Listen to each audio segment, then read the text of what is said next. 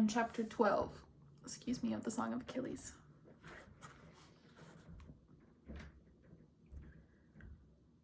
I woke to the red of my eyelids straining at the sun. I was cold, my right shoulder exposed to the breezes of the window, the one that faced the sea. The space beside me on the bed was empty, but the pillow still held the shape of him, and the sheets smelled of us both. I had spent so many mornings alone in this room as he visited his mother, and did not think it was strange to find him gone. My eyes closed, and I sank again into the trailing thoughts of dreams. Time passed, and the sun came hot over the windowsill. The birds were up, and the servants, and even the men. I heard their voices from the beach and the practice hall, the rattle and bang of chores. I sat up. His sandals were overturned beside the bed, forgotten. It was not unusual. He went barefoot most places. He had gone to breakfast, I guessed. He was letting me sleep. Half of me wanted to stay in the room until his return, but that was cowardice. I had a right to a place by his side now, and I would not let the eyes of the servants drive me away. I pulled on my tunic and left to find him. He was not in the great hall, busy with servants removing the same platters and bowls there had always been. He was not in Peleus's council chamber, hung with purple tapestry and the weapons of former Phthian kings. And he was not in the room where we used to play the lyre. The trunk that had once kept our instruments sat forlorn in the room's center. He was not outside either, in the trees he and I climbed, or by the sea on the jutting rocks where he waited for his mother, nor the practice field where men sweated through drills, clacking their wooden swords. I do not need to say that my panic swelled, that it became a live thing slippery and deaf to reason. My steps grew hurried, the kitchen, the basement, the storerooms with their amphorae of oil and wine, and still I did not find him. It was midday when I sought out Peleus's room. It was a sign of the size of my unease that I went at all. I had never spoken to the old man alone before. The guards outside stopped me when I tried to enter. The king was at rest, they said. He was alone and would see no one. But as Achilles, I gulped, trying not to make a spectacle of myself, to feed the curiosity I saw in their eyes. Is the prince with him? He is alone, one of them repeated. I went to Phoenix next, the old counselor who had looked after Achilles when he was a boy. I was almost choking with fear as I walked to his stateroom, a modest square chamber at the palace's heart. He had clay tablets in front of him, and on them the men's marks from the night before, angular and crisscrossing, pledging their arms to the war against Troy. "The Prince Achilles," I said. I spoke haltingly, my voice thick with panic. "I cannot find him." He looked up with some surprise. He had not heard me come in the room. His hearing was poor, and his eyes, when they met mine, were rheumy with opaque with cataract. "Peleus did not tell you then?" His voice was soft. "No." My tongue was like a stone in my mouth, so big I could barely speak around it. "I am sorry," he said kindly. "His mother has him. She took him last night as he was sleeping. They are gone, no one knows where."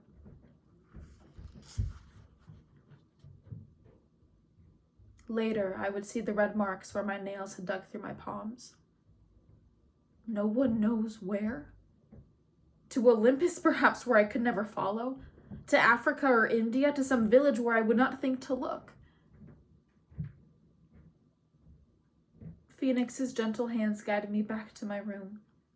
My mind twisted desperately from thought to thought. I would return to Chiron and seek counsel. I would walk the countryside calling his name. She must have drugged him or tricked him. He would not have gone willingly. As I huddled in our empty room, I imagined it. The goddess leaning over us, cold and white beside the warmth of our sleeping bodies. Her fingernails prick into his skin as she lifts him, her neck is silvery in the window's moonlight. His body lolls on her shoulder, sleeping or spelled. She carries him from me as a soldier might carry a corpse. She is strong. It takes only one of her hands to keep him from falling.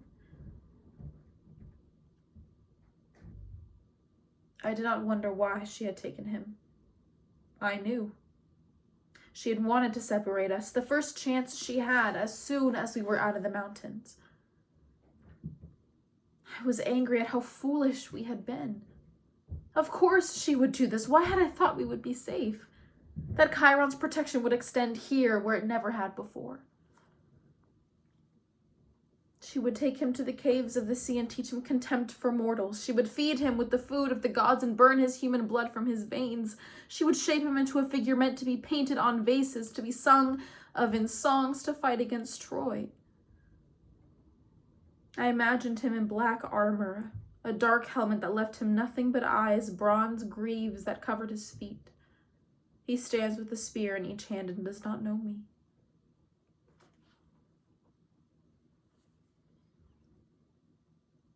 Time folded in on itself, closed over me, buried me. Outside my window, the moon moved through her shapes and came up full again. I slept little and ate less. Grief pinned me to the bed like an anchor. It was only my pricking memory of Chiron that finally drove me forth. You do not give up so easily as you once did.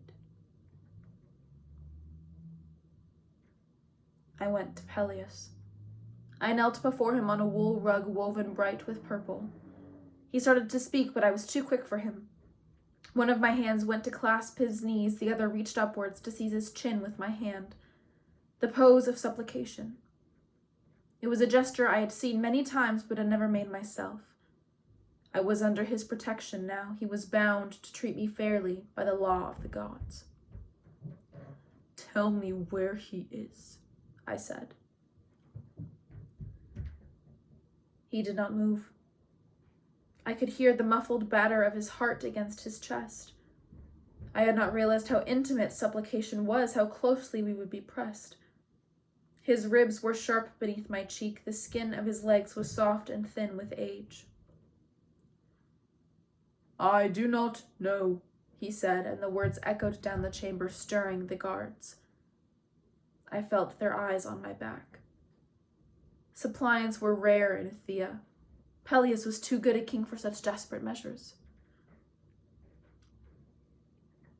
I pulled at his chin, tugging his face to mine. He did not resist. I do not believe you, I said. A moment passed. Leave us, he said. The words were for the guards. They shuffled their feet but obeyed. We were alone. He leaned forward down to my ear. He whispered, Syros. A place, an island, Achilles. When I stood, my knees ached, as if I had been kneeling a long time. Perhaps I had. I do not know how many moments passed between us in that long hall of Thean kings. Our eyes were level now, but he would not meet my gaze. He had answered me because he was a pious man, because I had asked him as a suppliant, because the gods demanded it. He would not have otherwise. There was a dullness in the air between us and something heavy like anger. I will need money, I told him. I do not know where these words came from. I had never spoken so before to anyone, but I had nothing left to lose. Speak to Phoenix, he will give it to you. I nodded my head barely. I should have done more. I should have knelt again and thanked him, rubbed my forehead on his expensive rug. I didn't. Peleus moved to stare out the open window. The sea was hidden by the house's curve, but we could both hear it, the distant hiss of waves against the sand. You may go, he told me. He meant it to be cold, I think, and dismissive, a displeased king to his subject. But all I heard was his weariness. I nodded once more and left. The gold that Phoenix gave me would have carried me to Syros and back twice over. The ship's captain stared when I handed it to him. I saw his eyes flicking over it, weighing its worth, counting what it could buy him. You will take me? My eagerness displeased him. He did not like to see desperation in those who sought passage. Haste and a free hand spoke of hidden crimes, but the gold was too much for him to object. He made a noise, grudging, of acceptance, and sent me to my berth. I had never been at sea before and was surprised at how slow it was. The boat was a big-bellied trader, making its lazy rounds of the islands, sharing the fleece, oil, and carved furniture of the mainland with the more isolated kingdoms. Every night we put in at a different port to refill our water pots and unload our stores. During the days I stood at the ship's prow, watching the waves fall away from our black tarred hull, waiting for the sight of land. At another time I would have been enchanted with it all. The names of the ship's parts, halyard, mast, stern, the color of the water, the scrubbed clean smell of the winds. But I barely noticed these things. I thought only of the small island flung out somewhere in front of me and the fair-haired boy I had hoped I would find there.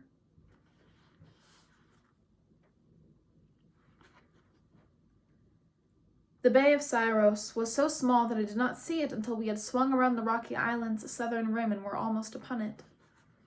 Our ship narrowly squeezed between its extending arms, and the sailors leaned over the sides to watch the rocks slide by, holding their breath. Once we were inside, the water was utterly calm, and the men had to row us the rest of the way. The confines were difficult to maneuver. I did not envy the captain's voyage out. "We are here," he told me sullenly. I was already walking for the gangway. The cliff face rose sharply in front of me. There was a path of steps carved into the rock, coiling up to the palace, and I took them. At their top were scrubby trees and goats, and the palace, modest and dull, made half from stone and half from wood. If it had not been the only building in sight, I might not have known it for the king's home. I went to the door and entered. The hall was narrow and dim, the air dingy with the smell of old dinners. At the far end, 2 thrones sat empty. A few guards idled at tables, dicing. They looked up. "Well," one asked me. "I am here to see King Lycomedes," I said. I lifted my chin so they would know I was a man of some importance. I had worn the finest tunic I could find, one of Achilles. "I'll go," another one said to his fellows. He dropped his dice with a clatter and slumped out of the hall. Peleus would never have allowed such disaffection. He kept his men well and expected much from them in return. Everything about the room seemed threadbare and gray. The man reappeared. "Come," he said. I followed him, and my heart picked up. I had thought long about what I would say. I was ready. "In here," he gestured to an open door, then turned to go back to his dice. I stepped through the doorway. Inside, seated before the wispy remains of a fire, sat a young woman. "I am the Princess Daedamia," she announced. Her voice was bright and almost childishly loud, startling after the dullness of the hall. She had a tipped-up nose and a sharp face like a fox. She was pretty, and she knew it. I summoned my manners and bowed. "I am a stranger, come for a kindness from your father." "Why not a kindness from me?" She smiled, tilting her head. She was surprisingly small. I guessed she would barely be up to my chest if she stood. "My father is old and ill. You may address your petition to me, and I will answer it."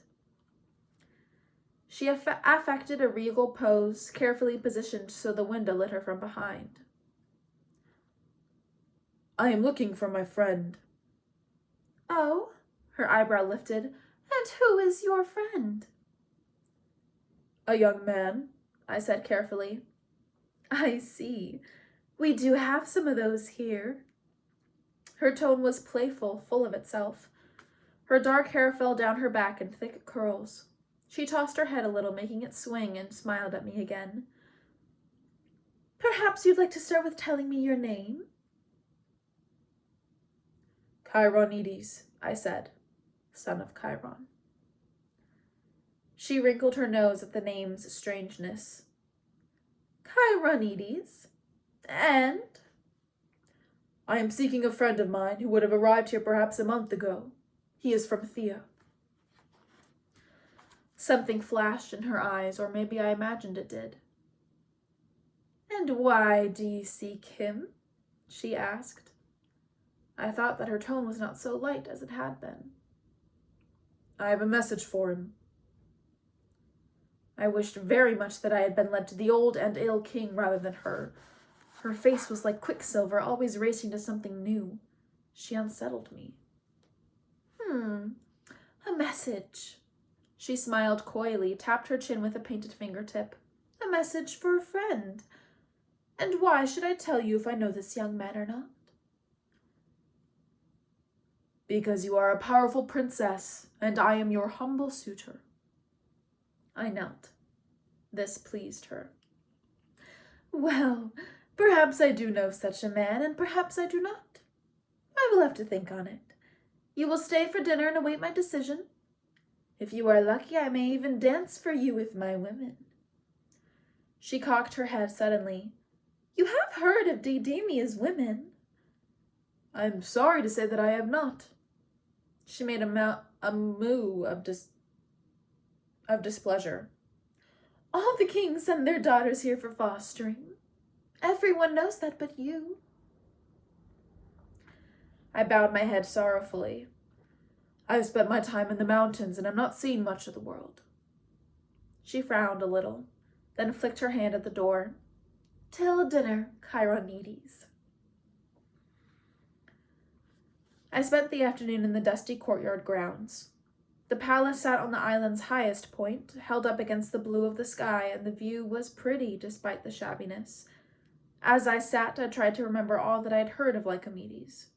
He was known to be kind enough, but a weak king of limited resources. Euboea to the west and Ionia to the east had long eyed his lands. Soon enough, one of them would bring war, despite the inhospitable shoreline. If they heard a woman ruled here, it would be all the sooner. When the sun had set, I returned to the hall. Torches had been lit, but they only seemed to increase the gloom. Daedamia, a gold circlet gleaming in her hair, led an old man into the room. He was hunched over and so draped with furs that I could not tell where his body began. She settled him on a throne and gestured grandly to a servant. I stood back among the guards and a few other men whose function was not immediately apparent. Counselors? Cousins? They had the same worn appearance as everything else in the room. Only Daedamia seemed to escape it, with her blooming cheeks and glossy hair. A servant motioned to the cracked benches and tables, and I sat. The king and the princess did not join us. They remained on their thrones at the hall's other end.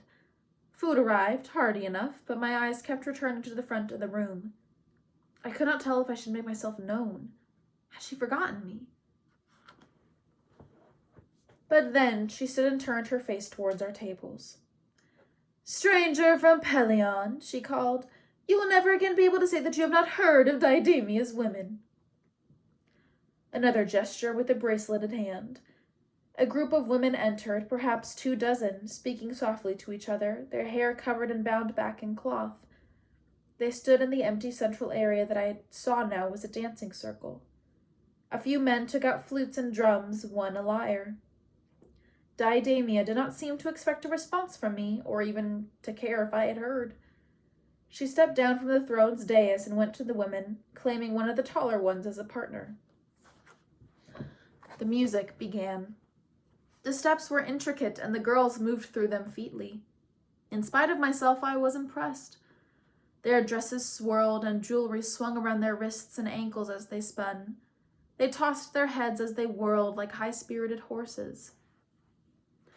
Daedamia was the most beautiful, of course. With her golden crown and unbound hair, she drew the eye, flashing her wrists prettily in the air. Her face was flushed with pleasure, and as I watched her, I saw her brightness grow brighter still. She was beaming at her partner, almost flirting. Now she would duck her eyes at the woman, now step close as if to tease with her touch. Curious, I craned my head to see the woman she danced with, but the crowd of white dresses obscured her. The music trilled to an end, and the dancers finished. Didamia led them forward in a line to receive our praise. Her partner stood beside her, head bowed. She curtsied with the rest and looked up. I made some sort of sound, the breath jumping in my throat. It was quiet, but it was enough.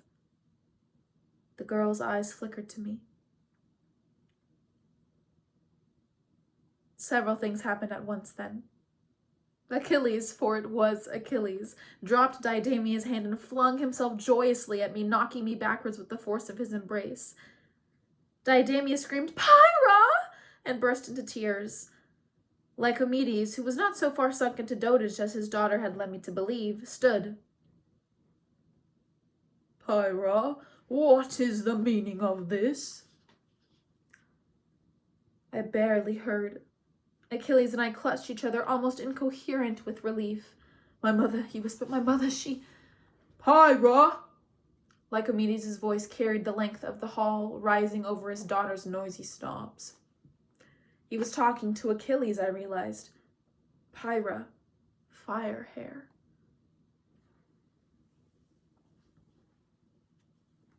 Achilles ignored him.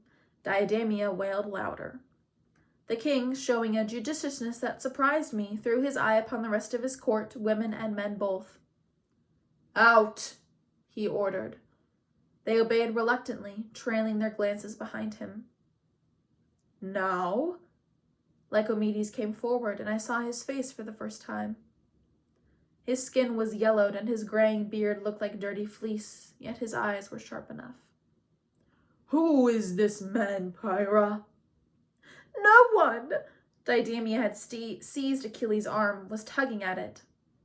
At the same time, Achilles answered coolly, "My husband." I closed my mouth quickly so I did not gape like a fish. That's not true!" Didamia's voice rose high, startling the birds roosting in the rafters.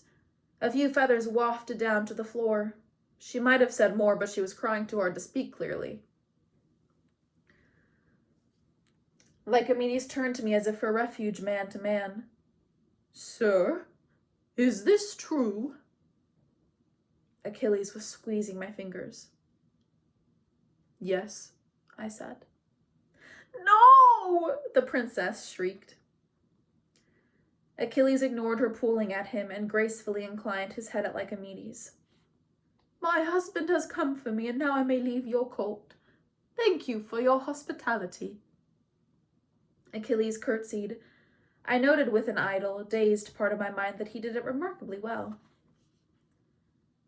Lycomedes held up a hand to prevent us. "We should consult your mother first. It was she who gave you to me to foster. Does she know of this husband?" "No!" Didamia said again. "Daughter!" This was Lycomedes frowning in a way that was not unlike his daughter's habit. "Stop this scene. Release Pyra." Her face was blotchy and swollen with tears, her chest heaving. "No!" She turned to Achilles. "You are lying! You have betrayed me, monster! Apathes!" Heartless. Lycomedes froze. Achilles' fingers tightened on mine. In our language, words come in different genders. She had used the masculine form.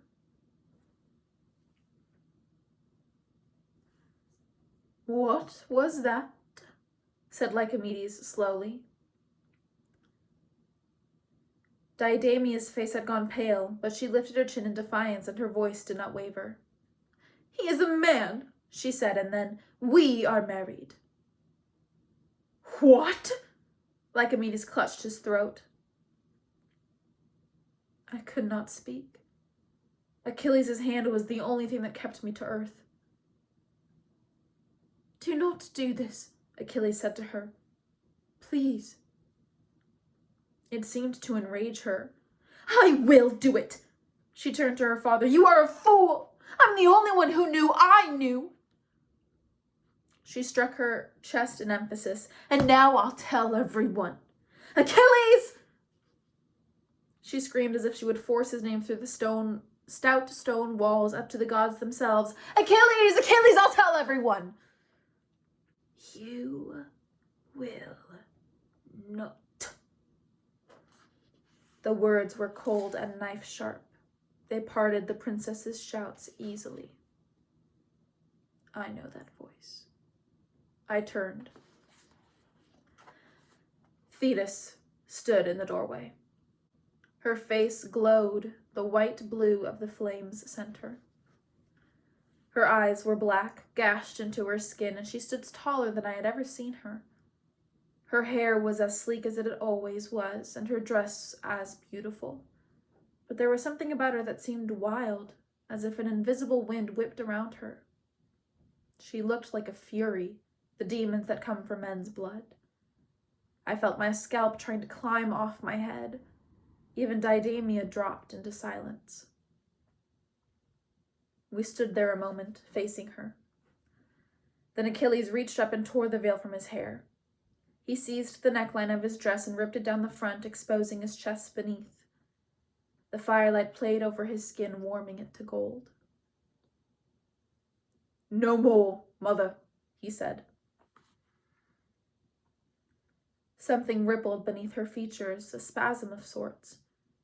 I was half afraid she would strike him down, but she only watched him with those restless black eyes.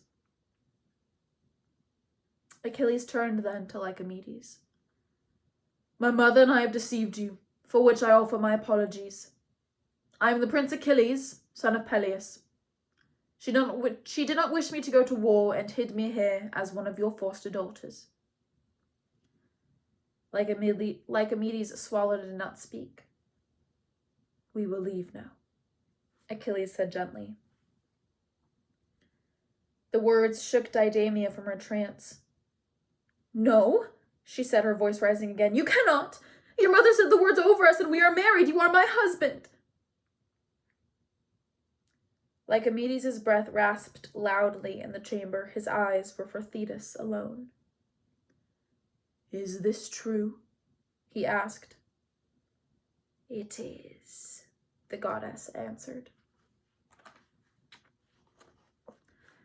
Something fell from a long height in my chest. Achilles turned to me as if he would speak, but his mother was faster. You are bound to us now, King Lycomedes. You will continue to shelter Achilles here. You will say nothing of who he is. In return, your daughter will one day be able to claim a famous husband. Her eyes went to a point above Didamia's head, then back. She added, It is better than she would have done. Lycomedes rubbed at his neck as if he would smooth its wrinkles. I have no choice, he said, as you know. What if I will not be silent? Didamia's color was high. You have ruined me, you and your son. I have lain with him as you told me to, and my honor is gone. I will claim him now before the court as recompense. I have lain with him. You are a foolish girl, Thetis said. Each word fell like an axe blade, sharp and severing.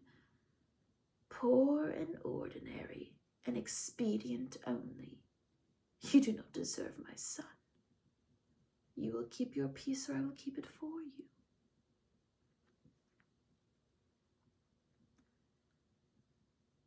Didamia stepped backwards, her eyes wide, her lips gone white. Her hands were trembling. She lifted one to her stomach and clutched the fabric of her dress there as if to steady herself. Outside the palace, beyond the cliffs, we could hear huge waves breaking on the rocks, dashing the shoreline to pieces. I am pregnant, the princess whispered. I was watching Achilles when she said it, and I saw the horror on his face. Lycomedes made a noise of pain. My chest felt hollowed and eggshell thin. Enough. Perhaps I said it, perhaps I only thought it. I let go of Achilles' hand and strode to the door. Thetis must have moved aside for me. I would have run into her if she had not. Alone, I stepped into the darkness. "Wait!" Achilles shouted. It took him longer to reach me than it should have, I noted with detachment.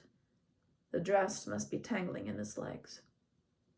He caught up to me, seized my arm. "Let go," I said. "Please wait, please let me explain. I do not want to do it, my mother." He was breathless, almost panting. I never seen him so upset.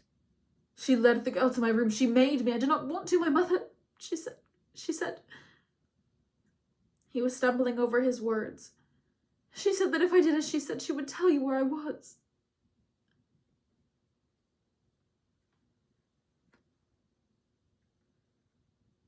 What had Diademia thought would happen, I wondered, when she had her women dance for me? Had she really thought I would not know him? I could recognize him by touch alone, by smell. I would know him blind by the way his breaths came and his feet struck the earth. I would know him in death at the end of the world. "Patroclus," he cupped my cheek with his hand. "Do you hear me? Please say something." I could not stop imagining her skin beside his, her swelling breasts and curving hips. I remembered the long days I grieved for him, my hands empty and idle, plucking the air like birds peck at dry earth. "Patroclus, you did it for nothing." He flinched at the emptiness of my voice. But how else was I supposed to sound? "What do you mean?" "Your mother did not tell me where you were. It was Peleus." His face had gone pale, bled, dry. "She did not tell you?" "No." "Did you truly expect she would?" My voice cut harder than I meant it to. "Yes," he whispered.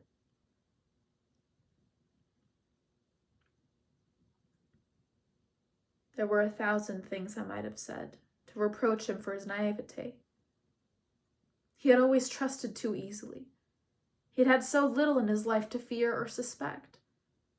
In the days before our friendship, I had almost hated him for this, and some old spark of that flared in me, trying to relight. Anyone else would have known that Thetis acted for her own purposes only. How could he be so foolish? The angry words pricked in my mouth.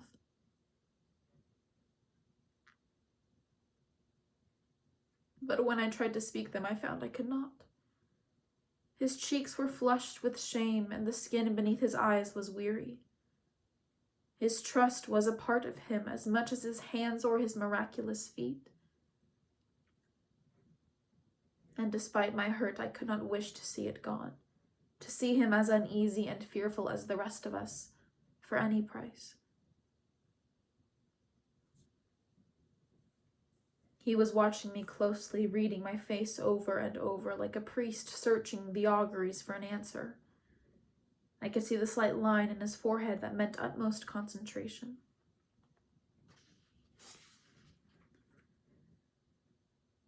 Something shifted in me then, like the frozen surface of the Apidanos in spring. I had seen the way he looked at Diademia, or rather the way he did not. It was the same way he had looked at the boys in Thea, blank and unseeing. He had never, not once, looked at me that way. "Forgive me," he said again. "I did not want it. It was not you. I did not like it."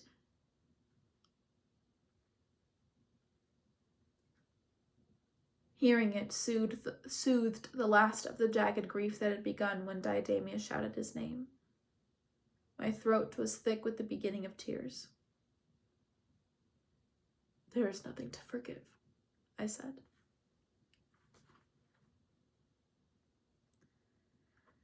Later that evening, we returned to the palace.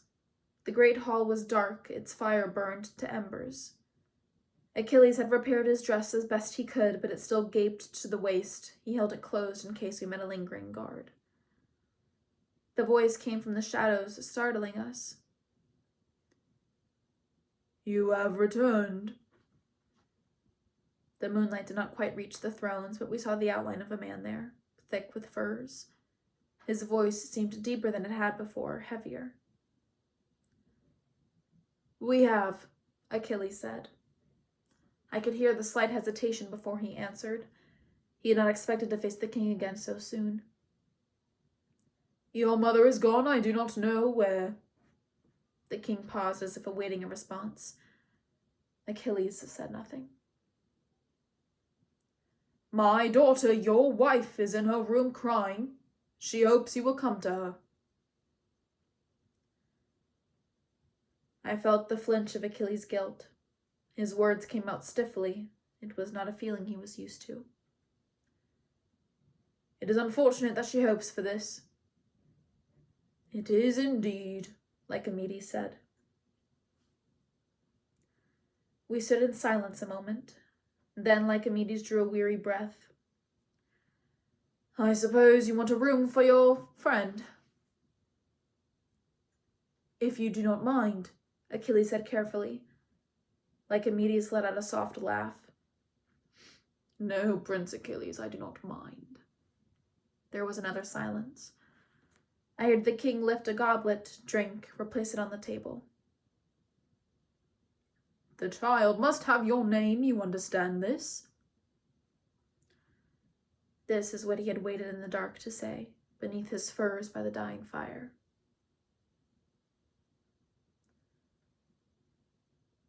"I understand it," Achilles said quietly. "And you swear it?" There was a hair's breadth of a pause. I pitied the old king. I was glad when Achilles said, "I swear it." The old man made a sound like a sigh, but his words, when they came, were formal. He was the king again. "Good night to you both." We bowed and left him. In the bowels of the palace, Achilles found a guard to show us to the guest quarters. The voice he used was high and flooding, his girl's voice.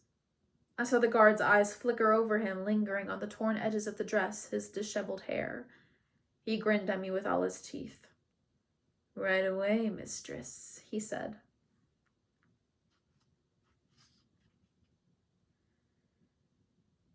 In the stories, the gods have the power to delay the moon's course if they wish, to spin a single night the length of many. Such was this night, a bounty of hours that never ran dry. We drank deeply, thirsty for all that we had missed in the weeks we were separated. It was not until the sky began to blanch at last to gray that I remembered that what he had said to Lycomedes in the hall.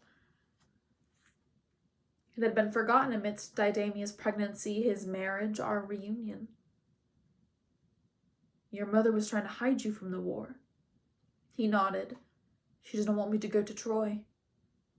"Why?" I'd always thought she wanted him to fight. "I don't know. She says I'm too young, not yet, she says." "And it was her idea?" I gestured at the remnants of the dress. "Of course, I would not have done it myself." He made a face and yanked at his hair, hanging still in its womanly curls. An irritant, but not a crippling shame as it would have been to another boy. He did not fear ridicule, he had never known it. "Anyway, it is only until the army leaves." My mind struggled with this. "So truly it was not because of me that she took you." "Didamia was because of you, I think." He stared at his hands a moment. "But the rest was the war." And that's the end of chapter 12.